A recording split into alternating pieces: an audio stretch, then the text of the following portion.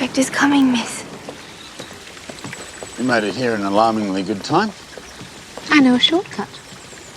Where was she found? Floating in the middle of the swimming pool. Well, come on. When was she last seen? Did anyone spot her this morning? I'll have to ask my housekeeper, Mrs. Truebody. Phryne, would you ring the bell, please? Ah, look who's just arrived.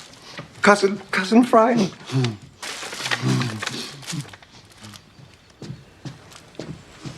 As you see, Detective Inspector, my son is...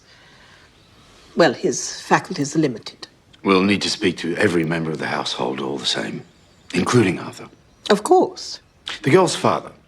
Where can we find him? Herbert Brown. He lodges behind the stable house. Where in heaven's name is Mrs. Truebody? She was only 16. Still a little girl. I've done my best since we lost her mother. Thank God she's not here for this. When was the last time you saw your daughter? It would have been last night, about bedtime. Marigold likes to check on me of an evening. But you didn't see her this morning? She stays up at the servant quarters in the main house. Since they put her on as a maid. She's coming up in the world. Hello there.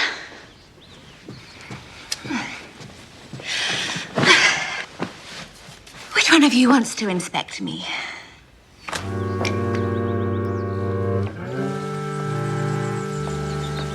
No drag marks, not so much as a snapped twig. Then I'd say somebody carried her, already strangled, and just dropped her in the pool. What about Herbert? His alibi matched up with your cousin's story. He was saddling the horses for a bit of a gallop around the estate. Isn't that what the upper class do of a morning? Possibly, but not Guy. He was kicked in the teeth by a foreshore pony at the age of 8, and he's refused to mount anything equine ever since. Why would Herbert lie about saddling the horses? And why would Guy go anywhere near the stables in the first place? What about Isabella? Anything worth noting? Not apart from her outfit. We're just about done with the household, aren't we, Collins? Apart from the housekeeper? Yes, sir. Miss Truebody lived in, so there's no home address, but I have the name of the agency she was registered with. Good. Let's get back to the station. We can track it down. What about the discrepancy between Guy and Herbert's evidence? We're pursuing it. I'd say a poorly thought out collusion. Possibly. But right now I'm late for another appointment. Who's your appointment with? Barrister. Must be some kind of court appearance. Get moving, Collins.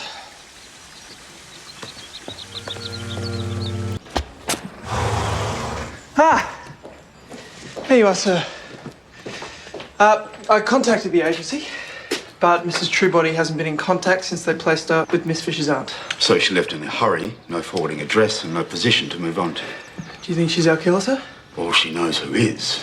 Either way, we seem to have reached a dead end. I know you interviewed all the staff, but never underestimate the power of downstairs gossip. Mrs. Truebody can't have disappeared. It's very special indeed.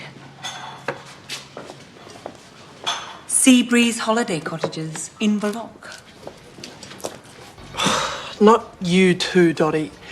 He tried to escape from prison, the plan went wrong and he was cremated instead. So there's no way of digging him up to check. Isn't that suspicious? It's what his mother wanted. It was at her request. Then get me her name. You sound just like Miss Fisher. Why can't you trust the records? Because records can be falsified. And in all the time I've been Miss Franny's companion, her instincts have never been wrong. Yes, well, there's always a first. So does that mean you're going to help me or not? I'll see what I can do. Thank you. Mrs. Truebody's train arrives at 4, sir. Well, if I'm not back by then, you'll have to interview her yourself. But I thought she had important evidence, sir. I hope she does, Collins, but I'm not sure when I'll be released from court, and I have faith in your abilities. Thank you, sir. Which courthouse is it? Just in case I need to find you. The Federal Magistrates. That's the divorce court, isn't it, sir? I believe so. Well, good luck, sir. He didn't seem to know. Never mind. I'm heading past the courthouse on my way back to Aunt Prudence's. I can catch him there. No, miss. I don't think he would like that very much. Why not? I think it might be a personal matter. Personal? He hasn't robbed a bank, has he? He's... Mrs. Truebody's waiting for her tea. The housekeeper? Has she been helpful? She says she has information, but she says it's delicate. And she's demanding to speak to a lady police officer. There are only 4 of them in the state. I tried to explain. Perhaps a lady investigator would do.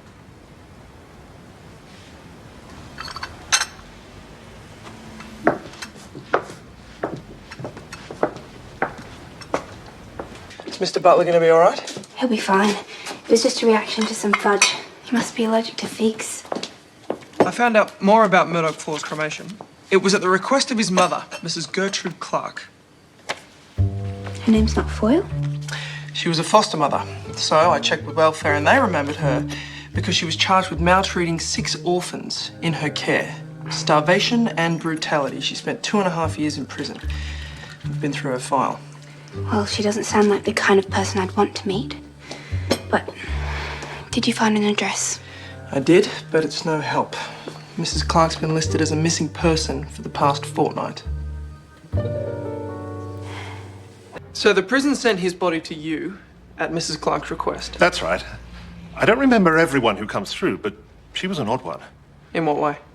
She signed off on the job. We showed her in to view the deceased, and then we never saw her again. Haven't heard from her since either. But you definitely cremated Mr. Foyle? Miss Williams is a relative. Excuse me, miss. Didn't mean to be rude. Yes, we went ahead with the job. Well, there you are then. Commiserations on your bereavement.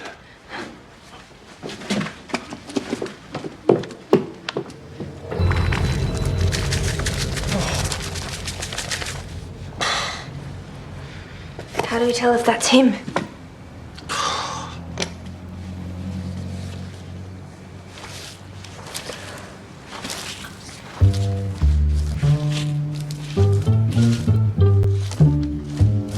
What's that? It's bone, probably. No, it's shiny.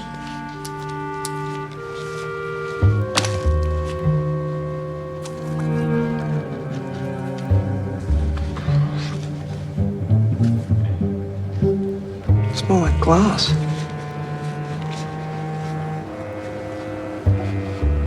Where's that photograph of Mrs. Clark?